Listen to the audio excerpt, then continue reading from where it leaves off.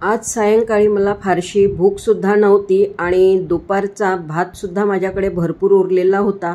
तर भाताचं काय करावं, नेहमी आपण फोडणीचा भात करत असतो, तर ह्या भातापासून काहीतरी वेगळा पदार्थ करण्याची आज माझी इच्छा झाली। तर मस्त असा हा एक नवीन प्रकारचा पदार्थ मी तयार केलेला आहे आणि तो तुमच्यासोबतसुद्धा मी शेअर करत आहे। माझ्याकडे दुपारचा भात उरलेला होता आणि जवळजवळ अर्धा डब्बा होता। तर नेहमी आपण भात जो आहे तो फोडणी टाकून खात असतो, तर मी आज जरा वेगळ्या पद्धतीने आणि एक वेगळा पदार्थ तयार करण्याचा प्रयत्न केलेला आहे आणि पदार्थसुद्धा खूप छान झाला होता, म्हणून मी तुमच्यासोबत सुद्धा ह्या पदार्थाची रेसिपी शेअर करत आहे। तर भात मी पूर्ण मोकळा करून घेतलेला आहे, त्यामध्ये अर्धी वाटी अगदी बारीक रवा घातलेला आहे आणि अर्धी वाटी दही घातलेला आहे। कढीसाठी आपण जे दही वापरतो तेच इथे वापरलेलं आहे आणि चवीनुसार मीठ घातलेलं आहे, जवळजवळ अर्धा चम्मच। आणि सर्व मिश्रण जे आहे ते छान मिक्स करून घ्यायचं आहे। भात अगदी चुरून घ्यायचा आहे, अगदी चुरून अशा पद्धतीने ह्या मिश्रणाचा गोळा तयार करून घ्यायचा आहे। मिश्रण जे आहे ते छान मिक्स करून घ्यायचं आहे। हा पदार्थ जो आहे तो मी पहिल्यांदाच करून बघितला आणि चवीला खरंच खूप छान झालेला होता, अगदी भन्नाट चव झाली होती।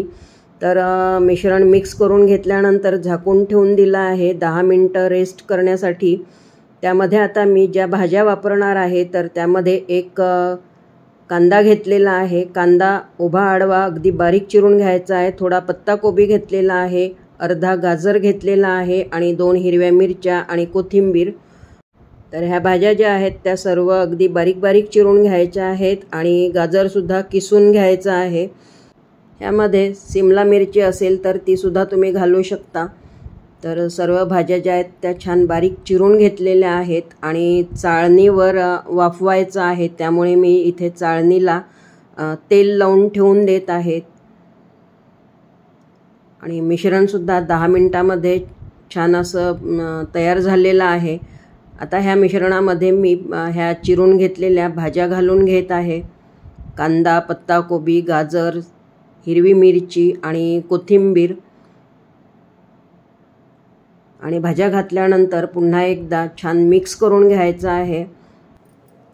ह्यामध्ये तुम्ही शेजवान सॉससुद्धा वापरू शकता, त्याच्याने सुद्धा ह्या पदार्थाची चव जी आहे ती खूप छान येते आणि नुसतासुद्धा हा पदार्थ जो आहे ना तो खूप छान झालेला होता।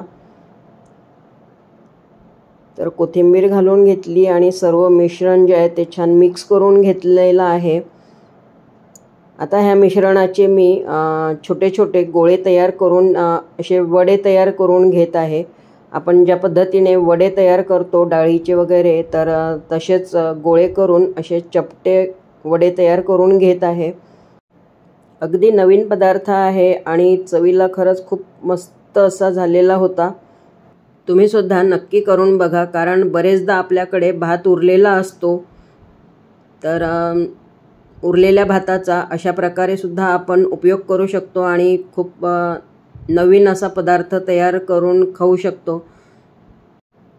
सर्व मिश्रणाचे मी अशा पद्धतीने गोळे तयार करून त्याचे छान छोटे वडे तयार करून घेत आहे।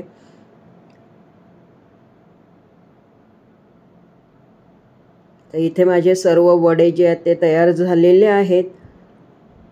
एका कढईमध्ये मी इथे पाणी गरम करायला ठेवलेलं होतं, पाणी उकळलेलं आहे। आता ह्यामध्ये मी ही चाळणी ठेवून दिलेली आहे आणि अगदी मंद आचेवर 10 मिनिटं वाफवून घ्यायचं आहे, कारण भात ऑलरेडी शिजलेला आहे आणि त्यामध्ये फक्त आपण आता रवा घातला आहे, तर तो शिजल्या पाहिजे। तर 10 ते 12 मिनिटांमध्ये हे जे वडे आहेत ते छान वाफवले जातात। बघू शकता अजिबात चाकूला चिकटलेलं नाही आहे। तर हे वडे जे आहेत ते छान तयार झालेले आहेत आणि थोडं थंड झाल्यानंतर हे वडे काढून घ्यायचे। तर अगदी इझिली हे वडे निघत आहेत आणि खूप मस्त असे हे वडे तयार झालेले आहेत, एकदम सॉफ्ट असे मऊ असे तयार झालेले आहेत। तर ह्याला मी आता थोडा तडकासुद्धा देत आहे। तडका नाही दिला, नुसतेही खाल्ले तरीही चालतात, पण थोडा तडका दिल्यानंतर आणखीन टेस्ट ह्याची छान येते। तर पॅनमध्ये मी तेल तापवून घेतलं आणि त्यामध्ये जिरं, मोहरी आणि तीळ घातलेले आहेत आणि थोडा कढीपत्ता घालून घ्यायचा आहे. छान असं परतून घ्यायचं आहे. त्यानंतर आता हे तयार करून घेतलेले वडे घालून आलटून पलटून घ्यायचे आहेत. अगदी 2 मिनटं फक्त उलटून पुलटून घ्यायचे, तर मस्त असे हे वडे तयार होतात आणि चवीला पण खरंच खूप टेस्टी लागतात. खाताना सुद्धा अजिबात लक्षात येत नाही की हे उरलेल्या भाताचे वडे तयार केलेले आहेत म्हणून. माझ्या मिस्टरांना तर अजिबात कळलं नाही की मी हे उरलेल्या भाताचे हे वडे तयार केलेले आहेत. 2 ते 3 मिनटं असे आलटून पालटून शिजवून घ्यायचे आहेत, थोडे फ्राय करून घ्यायचे आहेत.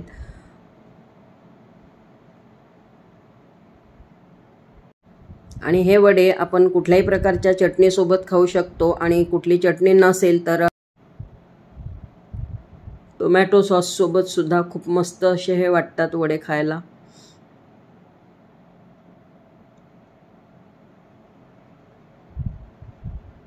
वडे परतून झाल्यानंतर त्यावर थोडी हिरवीगार कोथिंबीर घालून घेतली आणि आता इकडे मी वडे सर्व करून घेत आहे. तर मस्त असे मऊ लुसलुशीत वडे तयार झालेले आहेत. तर आजची ही रेसिपी तुम्हाला कशी वाटलेली आहे तर मला कमेंटमध्ये सांगा. आणि रेसिपी जर आवडली असेल तर रेसिपीला लाईक करा, शेअर करा आणि चॅनलला अजून सबस्क्राईब केलं नसेल तर चॅनलला सबस्क्राईबसुद्धा करा. आणि बाजूला जे बेल बटन असते ते प्रेस करायला विसरू नका, म्हणजे माझी कुठलीही नवीन रेसिपी अपलोड झाली तर सर्वात पहिले तुम्हाला नोटिफिकेशन मिळेल आणि माझी नवीन रेसिपी तुम्हाला बघता येईल. तर आता हे वडे जे आहेत ते मी एन्जॉय करते, तर तुम्हीसुद्धा नक्की करून बघा हे वडे.